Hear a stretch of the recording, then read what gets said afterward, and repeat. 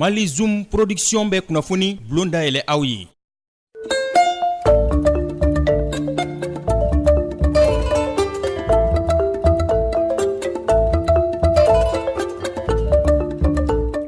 Cakɛyɔrɔ min bɛ yen n'an ko a ma brigade des stupéfiants n'a ɲɛminɛ bɛ brigade in commandant bolo commissaire divisionnaire de police Amadou Touré a n'a ka brigade de recherche u y'u tigɛ da fɛnjugu caman kan san 2019 bondakun kan. An ka wulikajɔ caman kɔfɛ jaabi ma sɔrɔ minnu na yaasa u bɛ se ka kuma an ye cogo min na ka ɲɛfɔli kɛ u ka fɛn minɛlenw kan. An ka cɛsiri n'an ka jija o kosɔn u sɔnna k'u ka dayɛlɛ anw ye ka ɲɛfɔli kɛ u ka san 2019 baara waleyalenw na.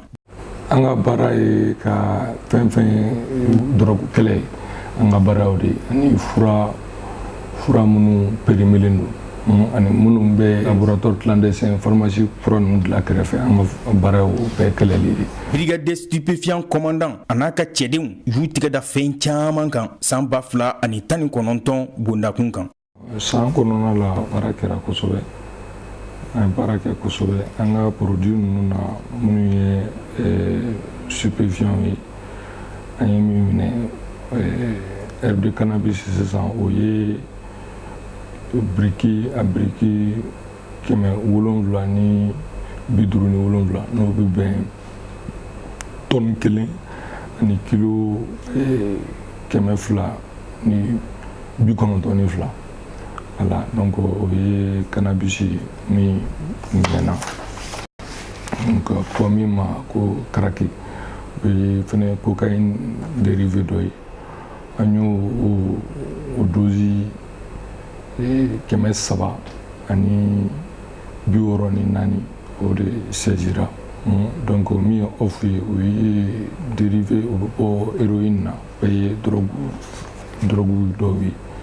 Donc an y'o dosi 200 ani 63 an y'o de saisi. Donc o produit minnu saisira drogue minnu saisira o bɛɛ bɛ taa o CSI de la n'a fɔ office central des stupéfiants o ye direction ba ye drogue kɛlɛli la produit minnu minɛna an fɛ o bɛɛ bɛ taa yen pour destruction voilà olu b'a jeni olu chargelen don o la. An ye produits pharmaceutiques minnu fɛnɛ saisira minnu fɛnɛ minɛna o bɛ kilo 800 ma. Olu dilancogo de man ɲi wa yalima dati de tun tɛmɛna? U dilancogo man ɲi dɔw dilancogo man ɲi dɔw dati tɛmɛna don minnu ye yalayala feere ninnu fura ninnu de ye produits pharmaceutiques minnu dati tɛmɛna dɔw yɛrɛ bɛ drogue b'u la donc olu an y'o kilo 800 de saisi ɲinan. Olu bɛɛ bilala ka taa direction de la pharmacie et du médicament ka service la pour destruction.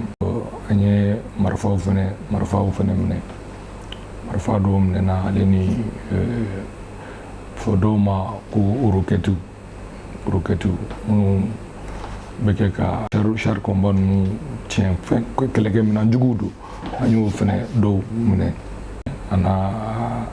a charge propulsive minnu bɛ kɛ k'a ti minnu bɛ don a la n'a bɛ se ka ti u bɛɛ tun bɛ ɲɔgɔn na o fɛnɛ 15 donc an y'olu fɛnɛ saisi ɲinan.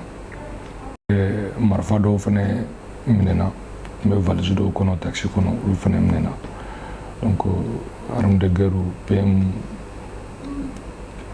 10 ale ni PKM fɛnɛ kɛlɛkɛminɛn dɔw fɛnɛ an'o kelen donc arme de guerre 11 fɛnɛ minɛna.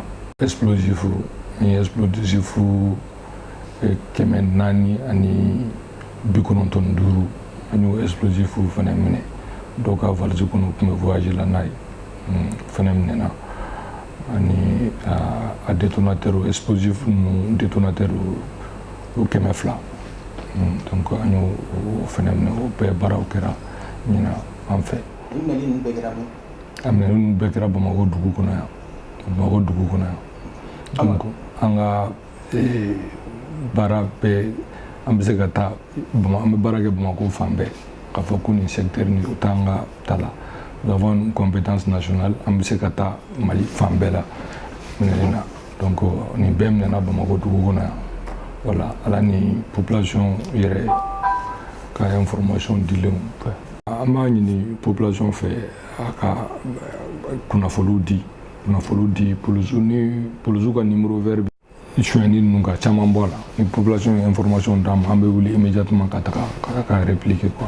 fɛn ninnu minɛna mɔgɔ minnu bolo an tɛgɛ sera ka da u kan k'u bila sariya ka bolo kan. O la sa an bɛ se k'a fɔ brigade de stupéfiant n'a ɲɛmaaya bɛ commandant bolo commissaire divisionnaire Amadou Touré a n'a ka cɛdenw baara min kalifaraw la u y'a minɛn fa k'a